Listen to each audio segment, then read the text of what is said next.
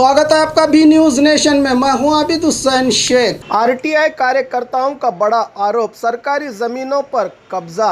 बीजापुर शहर के गणेश नगर, राजाजी नगर, अतनी रोड पर स्थित लॉयर कॉलोनी के सरकारी जगहों पर कुछ लोगों ने गैरकानूनी कब्जा जमाए रखा है। आरटीआई कार्यकर्ताओं ने दाखिलों सहित प्रेस मीट के जरिए बताया कि शहर के कई सरकारी गार्डन के लिए रखे गए जगहों को कुछ राजनेताओं ने अपने कब्जे में लेकर प्राइवेट स्कूल्स, घर और वाटर प्लांट की स्थापना करके अपना हक जमा रहे हैं। इनके खिलाफ जिला प्रशासन, कॉरपोरेशन को शिकायत करने पर भी आज तक कोई कार्रवाई नहीं हुई। इसीलिए मीडिया के जरिए अपनी बात रखी आरटीआई कार्यकर्ता और पदाधिकारियों ने। ಕೆಲವು ದಿವಸ ಹಿಂದಗಡೆ ನಮ್ಮ ನಗರಾಭಿವೃದ್ಧಿ ಇಲಾಖೆಯ ವತಿಯಿಂದ ಸಾರ್ವಜನಿಕ ಪತ್ರಿಕಾಗೋಷ್ಠಿ ಹಾಗೂ ನಮ್ಮ ನಗರ ಶಾಸಕರು ಶ್ರೀ ಬಸನಗೌಡ ಯತ್ನಾಳ್ ಪಾಟೀಲ್ ಅವರು ಒಂದು ಎನ್ಕ್ರೋಚ್ಮೆಂಟ್ ತೆಗಿತೀವಿ, ಆಮೇಲೆ ಒಂದು ಟಾಸ್ಕ್ ಫೋರ್ಸ್ ಮಾಡ್ತೀವಿ ಅಂಥೇಳಿ ಒಂದು ಗೋಷ್ಠಿ ಮಾಡಿದ್ರು. ಅದಕ್ಕೆ ನಮ್ಮದು ವೆಲ್ಕಮ್ ಇದೆ ಅಂಥೇಳಿದ್ರೆ ಒಂದು ನಗರ ಸೌಂದರ್ಯ ಆಗಬೇಕಂತಂತೇಳಿದ್ರೆ ಇಂಥವೆಲ್ಲ ಕಠಿಣ ಕ್ರಮಕ್ಕೆ ನಮ್ಮ ನಗರ ಶಾಸಕರು ಒಂದು ತಮ್ಮ ವೈಯಕ್ತಿಕ ಒಂದು ಟಾಸ್ಕ್ ಫೋರ್ಸ್ ನಿರ್ಮಿಸಿ ಕ್ರಮ ತಗೊಳ್ತೀನಿ ಅಂತ ಹೇಳಿದ್ದಾರೆ. ಅದಕ್ಕೆ ನಾವು ಏನೈತಿ ನಾವು ಅಲ್ಲಿ ಹೋಗಿ ಕೊಡುವ ಮಾಧ್ಯಮಕ್ಕಿಂತ ನಾವು ಏನೈತಿ ಪತ್ರಿಕಾಗೋಷ್ಠಿ ಮಾಡಿ ಯಾವ್ಯಾವ ಎನ್ಕ್ರೋಚ್ಮೆಂಟ್ ಮುಖ್ಯವಾಗಿದೆ ಅಂತ ಹೇಳಿದ್ರೆ, ಈ ಎನ್ಕ್ರೋಚ್ಮೆಂಟ್ ಅಡಿಯೊಳಗೆ ಬಡ ಜನರಿಗೆ ತೊಂದರೆ ಮಾಡಬಾರ್ದು. ಈಗ ಎಕ್ಸಾಂಪಲ್ ಏನಾಗಿದ್ದೈತಿ, ನಮ್ಮ ಈ ಕಡೆ LBS ಮಾರ್ಕೆಟ್ ಶ್ರೀ ಅಟಲ್ ಬಿಹಾರಿ ವಾಜಪೇಯಿ ಅವರ ಹೆಸರಿನಿಂದ ಒಂದು ಹೊಸದಾಗಿ ರೋಡ್ ನಿರ್ಮಾಣ ಮಾಡಲಾಗಿದೆ. ಆ ನಿರ್ಮಾಣಕ್ಕೆ ಏನಾಗಿದ್ದೈತಿ, ಕೆಲವೊಂದು ಲೀಸ್ ಆಸ್ತಿ ಮುಗಿದಿದ್ರು ಅದಕ್ಕೆ ನೋಡಲಾರ್ದಂಗೆ ಒಂದು ಇದನ್ನ ಮಾಡಿ 60 ಫೀಟ್ ರೋಡ್ ಮಾಡ್ಬೇಕಂತಿತ್ತು, ಅದು ಮಾಡಿಲ್ಲ, ಅದು ತೆರೆಸ್ಕೊಳ್ಬೇಕು.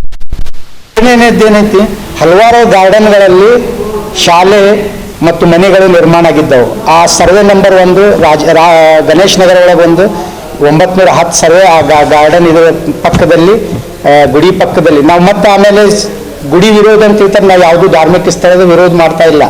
ನಾವು ಮಾಡ್ತಾ ಇರೋದು ಆ ಸ್ಥಳದಲ್ಲಿ ಇರುವಂಥ ಮನೆ ನಿರ್ಮಾಣ ಆಗಲಿ, ಆಮೇಲೆ ಅಲ್ಲಿ ಕೆಲವೊಂದು ಕಚೇರಿ ಮಾಡಲಾಗಿದೆ. ವಿವೇಕ್ ನಗರ್ ಗಾರ್ಡನ್ ಒಂದಿಲ್ಲ, ಪೂಜಾರಿ ಒಂದು ಮನೆ ಮಾಡಿಕೊಟ್ರು, ಅದನ್ನೂ ಇಲ್ಲ, ಡಬಲ್ ಸ್ಟೋರಿ ಒಂದು ಇದನ್ನು ಮಾಡ್ಕೊಂಡಿದ್ದ ಮನೆಗಳು. ಆಮೇಲೆ ಅದೇ ಥರ survey number 410 ಮಾಲ್ಬಾಗ KEB RT office ಹಿಂದ್ಗಡೆ ರಾಜಾಜಿ ನಗರ ಒಳಗೆ ಒಂದು ಶಾಲೆ, ಅದು ಅವೇದ ಇದರಿಂದ ಖರೀದಿ ಹಾಕಿ ಕೊಟ್ಟಿದ್ದೈತಿ ಮಹಾನಗರ. ಅವು ಏನು ಡಾಕ್ಯುಮೆಂಟ್ಸ್ ಅವ್ರು ಯಾವ ಥರ ಖರೀದಿ ಹಾಕ್ಕೊಂಡಾರ ಏನೈತಿ, ಮಹಾನಗರ ಪಾಲಿಕಾದವ್ರು ಕೇಳಿದ್ರು, ಇನ್ನೂವರೆಗೂ ಅದರದ್ದು ಇದು ಕೊಟ್ಟಿಲ್ಲ. ಆಮೇಲೆ ನಾವು ಅಲ್ಲಿ ಕೇಳಿದ ನಂತರ ಸಕ್ರಿಯ ಅಂಥೇಳಿ ಮಾಹಿತಿ ಅಧಿಕಾರಿಗಳ ಅವ್ರು ಏನಂತ ಹೇಳಿದ್ರು, ಅದು ಏನು ಖರೀದಿ ಅದು ಹಾಕಿ ಕೊಟ್ಟಾರ, ಅದು ಎಲ್ಲಿಟ್ಟಾರ ನಮ್ಗೆ ಸಿಗ್ತಾ ಇಲ್ಲ ಅಂತ ಹೇಳಿದಾರೆ ಅವರು.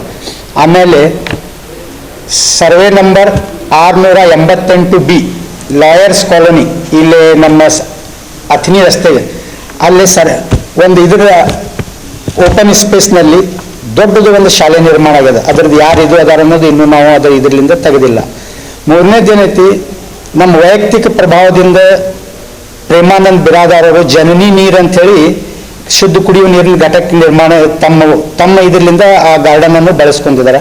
ಅದೇ ಥರ ಡಾಕ್ಟರ್ ವಾಟರ್ ಅಂತ ಹೇಳಿದ್ರೆ ಇವರು ಪ್ರೈವೇಟ್ ಇವ್ರು ಲೀಸನ್ನು ಕೊಟ್ಟರ. ಸುಪ್ರೀಂ ಕೋರ್ಟ್ ಆದೇಶದ ಪ್ರಕಾರ ಯಾವುದೇ ಸಾರ್ವಜನಿಕ ಸ್ಥಳ ಅಂತ ಹೇಳಿದ್ರೆ ಗಾರ್ಡನ್ನಲ್ಲಿ ಇವೆಲ್ಲ ಅವೇಧ ನಿರ್ಮಾಣ, ಇದಕ್ಕೆ ಆಯುಕ್ತರ ಗಮನಕ್ಕೂ ತಂದರೂ ಇದ್ರ ವಿರುದ್ಧ ಯಾವುದೂ ಕ್ರಮ ಕೈಗೊಂಡಿಲ್ಲ ಅಂತ ಹೇಳಿದ್ರೆ, ಈಗ ನಾವು ನಿಮ್ಮ ಪತ್ರಿಕಾ ಮಾಧ್ಯಮ ಮತ್ತು ಇವರು ಎಲ್ಲ ಗಮನಕ್ಕೆ ತಂದಿವಿ ಅಂತ ಹೇಳಿದ್ರೆ, ನೀವು ಒಂದು ಕ್ರಾಂತಿಕಾರಿ ಇದ್ದಂಗೆ ಇವ್ರ ಮೇಲೆ ಒಂದು ಪ್ರೆಷರ್ ಹಾಕಿ ಇದು ಮಾಡ್ತೀವಿ ಅಂತ ಹೇಳಿ ನಾವು ನಿಮ್ಗೊಂದು ಆಗಮನ ಮಾಡಿದ್ದೀವಿ.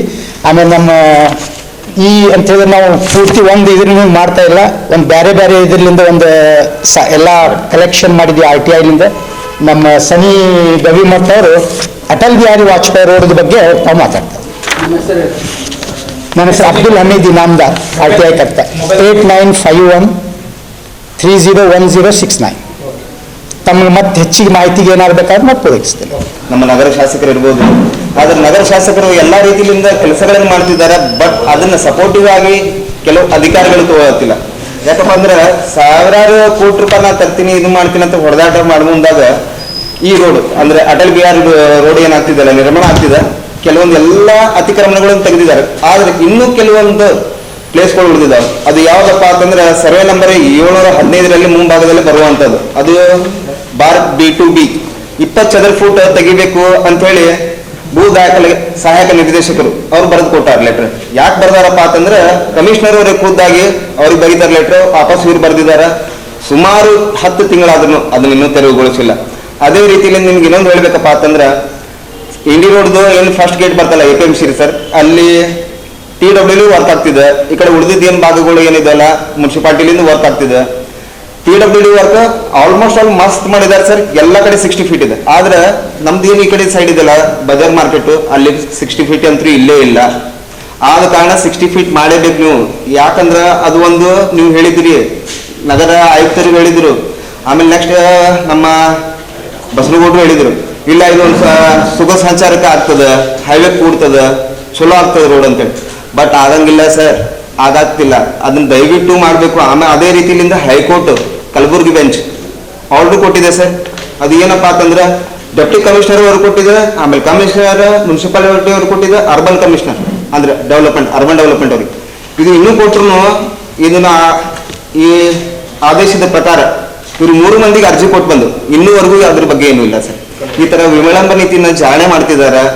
ಇದು ನೋಡ್ರಿ, ಖುದ್ದಾಗಿ MLA ಅವರು ಹೋಗಿ ಅವ್ರೇನು ಖುದ್ದು ಮೇಸ್ತ್ರಿನೂ ಅಲ್ಲ, ಅವ್ರೇನು ಸರ್ವೇರು ಅಲ್ಲ, ಇಂಚ್ ಪಟ್ಟೆ ಇಳ್ಕೊಂಡು ಅಳ್ಕೊಳಕ ಅವ್ರು. ಯಾಕಂದ್ರೆ ಒಬ್ಬ ಅಧಿಕಾರಿಗಳು ಕೊಟ್ಟಿರ್ತಾರಪ್ಪ ಅಂತಂದ್ರೆ ಮಾಡಬೇಕು ಅವ್ರು. ಮತ್ತೆ ಇನ್ನೂ ಒಂದು ಏನು ಪತ್ರಿಕಾ ಪ್ರಕಟಣೆ ಮೊನ್ನೆ ಹೊರಡಿಸಿದೇನಪ್ಪ ಅಂತಂದ್ರೆ ಅನಧಿಕೃತ ಕಟ್ಟಡಗಳನ್ನ ಕಟ್ಟೋರು ಇರ್ಬೋದು, ಆಮೇಲೆ ಅತಿಕ್ರಮಣ ಇರ್ಬೋದು, ನಾವು ತೆರವುಗೊಳಿಸ್ತೀವಿ ಅಂತೇಳಿ.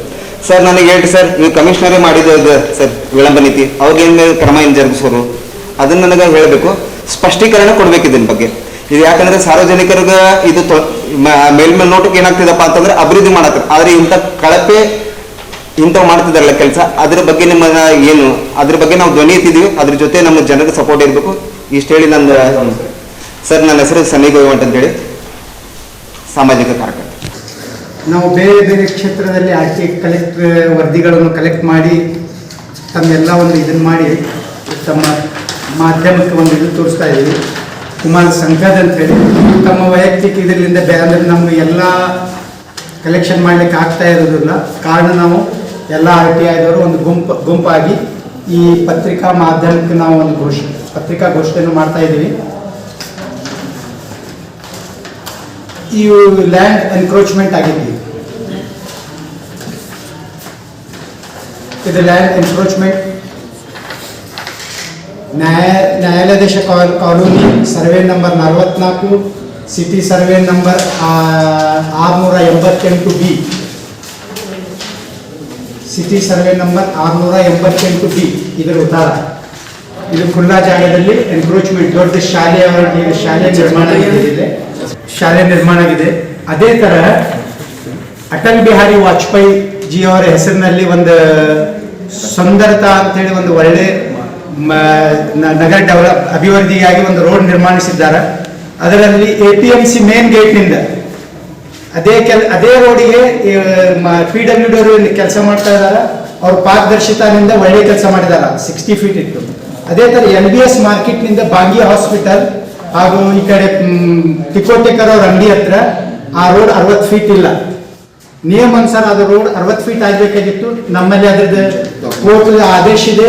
ಆಮೇಲೆ ಜಿಲ್ಲಾಧಿಕಾರಿಗಳಿಗೆ ನಾವು ಅದ್ರ ಬಗ್ಗೆ ಗಮನಕ್ಕೆ ತರಲಿಕ್ಕೆ ಮನವಿ ಕೊಟ್ಟಿದ್ದು. ಈ ಮನವಿ ಇದನ್ನಿದೆ, ನ್ಯಾಯಾಲಯದ ಇದು ಪ್ರತಿ 60 ಫೀಟ್ ಆಗ್ಬೇಕೆಂದು. ಆದ್ರೆ ಅದ್ರ ಬಗ್ಗೆ ಕಳಪೆ ಕೆಲಸದಿಂದ ಆ ಬಂಡವಾಳಶಾಹಿ ಎನ್ಕ್ರೋಚ್ಮೆಂಟ್ ಅಂತ ಹೇಳಿ ಅವರು ಬೆಂಬಲ ಬಿಟ್ಟಿದ್ದಾರೆ. ಅದೇ ತರ 2 ಫೀಟ್ ಏನ್ ಕಾಯಿಪಲ್ಯ ಮಾರೋರ ಮೇಲೆ ಒಂದು ದೌರ್ಜನ್ಯ ಮಾಡಿ ಅವರು ರಿಮೂವ್ ಮಾಡಿ ಏನ್ ಮಾಡಿದ್ದಾರೆ, ನಾವು ಒಂದು ಒಳ್ಳೆ ಕೆಲಸ ಮಾಡ್ತಾ ಇದೀವಿ ಅಂತ ಹೇಳಿ ಸಾರ್ವಜನಿಕರ ಗಮನಕ್ಕೆ ತಂದಿದ್ದೈತಿ. ಇತ್ತೀಚೆಗೆ ನಮ್ಮ ನಗರ ಶಾಸಕರು ನಾವು ಒಂದು ಅತಿಕ್ರಮಣಕ್ಕೆ ಒಂದು ಟಾಸ್ಕ್ ಫೋರ್ಸ್ ಮಾಡಿ ಅದ್ರ ಬಗ್ಗೆ ಕ್ರಮ ಕೈಗೊಳ್ತೀವಿ ಅಂತ ಹೇಳಿದ್ರೆ ನಾವು ಅದಕ್ಕೆ ವೆಲ್ಕಮ್ ಮಾಡ್ತೀವಿ. ಆಮೇಲೆ ಯಾವುದೇ ಪಕ್ಷಪಾತ ಮಾಡಲಾರ್ದೆ ಇಲ್ಲ ಇದನ್ನ ಈ ಸ್ಪೇಸ್ ಏನಾಗಿರ್ತದೆ ಎನ್ಕ್ರೋಚ್ಮೆಂಟ್ ಆಗಿದೆ. ಕ್ರೋಡ್ಸ್ ಆಫ್ ರುಪೀಸ್ ಇಲ್ಲಿ ಒಂದು ನಿರ್ಮಾಣ ಆಗಿದೆ. ಅದು ಯಾರ್ದದ ನಿರ್ಮಾಣ ಇನ್ನೂ ನಮಗೆ ಗೊತ್ತಾಗಿಲ್ಲ. ಎನ್ಕ್ರೋಚ್ಮೆಂಟ್ ಅಂತ ಹೇಳಿ ಇವರು ಬಡ ಜನರ ಮೇಲೆ ಸಣ್ಣ ಆಸ್ತಿಗಳ ಮೇಲೆ ಇದನ್ನ ಟಾಸ್ಕ್ ಫೋರ್ಸ್ ನಿರ್ಮಿಸಿ ತೆರವುಗೊಳ್ಳೋಕ್ಕಿಂತ ಮುಂಚೆ ಈ ಎಲ್ಲ ನಿರ್ಮಾಣ ತೆಗಿಬೇಕು. ಎದಕ್ಕಂತ ಹೇಳಿದ್ರೆ ಸರ್ವೆ ನಂಬರ್ 410 ರಾಜಾಜಿ ನಗರ ಒಳಗೆ ಒಂದು ಕನ್ನಡ ಶಾಲೆ ನಿರ್ಮಾಣ ಆಗಿದೆ, ಖಾಸಗಿ ಶಾಲೆ. ಆಮೇಲೆ ಗಣೇಶ್ ನಗರ್ ಗಾರ್ಡನ್ನಲ್ಲಿ ಒಂದು double storey building, Vivek Nagar ಗಾರ್ಡನ್ನಲ್ಲಿ ಒಂದು ಡಬಲ್ ಸ್ಟೋರಿ ಬಿಲ್ಡಿಂಗ್. ಆಮೇಲೆ ಇದು ಮೇನ್ ಏನೈತಿ, ನಮ್ಮದು ರಸ್ತೆ ಮೇಲೆ ಬಂಡವಾಳಶಾಹಿ ಅಂಗಡಿ ವ್ಯಾಪಾರಸ್ಥರ ಇವು ಮಳಿಗೆಗಳನ್ನು ಏನು ಮಾಡಿದ್ದೈತಿ, ಇದಕ್ಕೆ ತರಿಸಲಿಕ್ಕೆ ನಾವು ಇವತ್ತು ಪತ್ರಿಕಾಗೋಷ್ಠಿ. आज हमारा ये प्रेस मीट का मकसद ये था कि हाल ही में नगराभिवृद्धि यानी बीडीए और हमारे सिटी के एमएलए श्री बसनगौड़ा पाटिल साहब क्या है एनक्रोचमेंट निकालने के वास्ते एक प्रेस मीट करे थे. एक तो उसके वास्ते क्या है, हमें उसको खुशामदीद कहते हैं, हमें उसका खिलाफ नहीं करते, खुशामदीद कहते हैं. लेकिन हमारा आज प्रेस मीट करने का मकसद ये था कि एमएलए और बीजापुर के सभी लोगों को इसके बारे में ये बताना था कि हमारे एमएलए सिर्फ बातें कर रहे हैं या लोगों को दिल लुभाने के वास्ते, खुश करने के वास्ते, क्या वाकई इसे टास्क फोर्स बना को ये एनक्रोचमेंट निकालने के चक्कर में हमें ये नहीं चाहते. अब ये एग्जाम्पल क्या है, हाल ही में 2x2 की टोकरी को रखले को रोड चौड़ी करना, खूबसूरत करना, बोल को अटल बिहारी वाजपेयी LBS मार्केट से इंडी रोड तक उसे क्या करें, 2x2 के टोकरी वाले गरीब लोगों को निकाले और उसी के वहाँ बाजू डॉक्टर बांगी इनके पास सिटी सर्वे नंबर 715 716 ये क्या है एनक्रोचमेंट है. इनकी लीज ख़त्म हुई तो भी उसे क्या है, उसे खाली करा को रोड 60 फीट बनाने का था, उसे नहीं बनाए. इसी तरह क्या है मन का, अब हमारा मकसद ये था कि एमएलए साहब को जो टास्क फोर्स बनती, पहला पैसे वालों के खिलाफ कार्रवाई होना चाहिए, इसमें कानून के हद तक भेदभाव नहीं होना चाहिए, सिर्फ गरीब इनकी पहुंच नहीं रहती बोल को नहीं. तो हमारा मकसद यही है कि एक पारदर्शिता के हिसाब से कानून को इम्प्लीमेंट होना चाहिए. इसी तरह क्या है, शहर के बहुत से गार्डनों में अवैध निर्माण है. अवैध निर्माण मतलब अब बाद में ये लोग क्या करने वाले कि ये मंदिरों का विरोध कर रहे हैं. हमारा मंदिरों से कोई विरोधी नहीं है और ना ही हमें उसके, इसकी आड़ में जो वो जगह में जो घर बने हुए हैं, ऑफिस बने हुए हैं, स्कूल बने हुए हैं, इनके खिलाफ काम है. एक स्कूल है विवेकानंद स्कूल बोलकर तुम्हारे राजाजी नगर में, सर्वे नंबर 410 प्लॉट नंबर 43. ये उस ओपन स्पेस की जगह है. इसमें क्या करें, पैसे खिला को ये सरकार, हमें म्यूनसिपाल्टी और डीसी को इसके बारे में इंफॉर्मेशन देने के बावजूद भी इसे नहीं निकाले और ना ही उसके खिलाफ कोई कार्रवाई हुई. दूसरा इसी तरह क्या है, गणेश नगर में मंदिर के बाजू के एक डबल स्टोरी बिल्डिंग है, वो भी गार्डन की जगह है.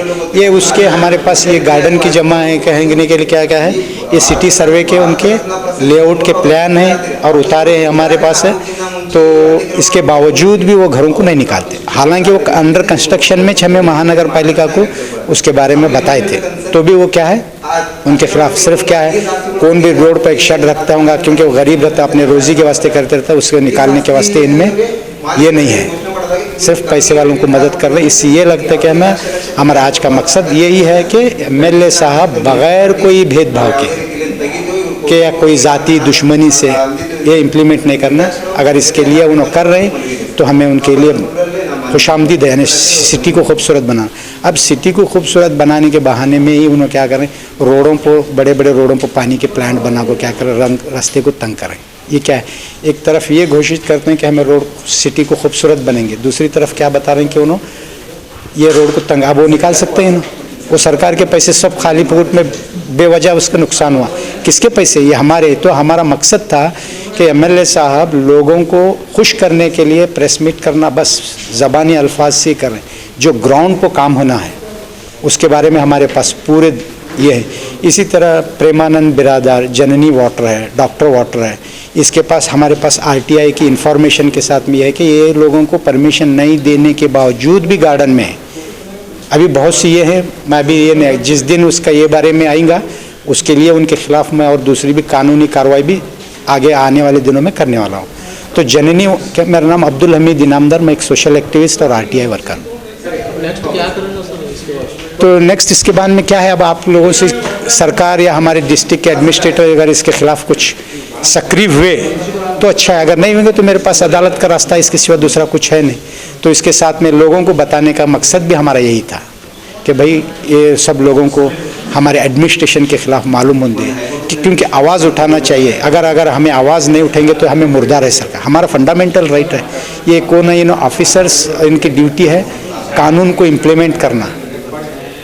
तो इनके खिलाफ हमें अगर ऐसा ये होते रहे तो डर को नहीं, आप आगे आओ, आगे आओ, कोई से एक संदेश दो कि भाई अगर अगर मरे हुए रहेंगे तो इन्हें क्या मालूम है, क्या जो भी अपने मन मानी हुए हमारे पैसों का पूरा पूरा पूरा पूरा गलत इस्तेमाल करेंगे। अभी शहर में करोड़ों रुपए क्या गलत इस्तेमाल हुए इसका, तो उसके वास्ते एक छोटी सी हमारी एक एक्टिविटीज़ है, अभी कहाँ तक कामयाब होती है, कामयाबी का सराह आप पूछेंगे, क्योंकि टीवी हो या पत्रकारिता के जो लिखा है, अखबार के ज़रिए लोगों तक खबर पहुंचाना, यानी एक समाज में एक क्रांति पैदा करना आपका काम है। उम्मीद करता हूँ कि आप इसमें क्या है एक अपना एक ये बोलते हैं तो अपने प्रोफेशन को लोगों तक एक जज्बात के साथ पहुंचाने के इसमें आप अपना भी एक किरदार अदा करेंगे, मेरी ये उम्मीद है। मैं अब्दुल हमीद इनामदार इतना बोलते हुए मैं अपनी बात ख़त्म। और खबरों के लिए देखते रहिए बी न्यूज़ नेशन।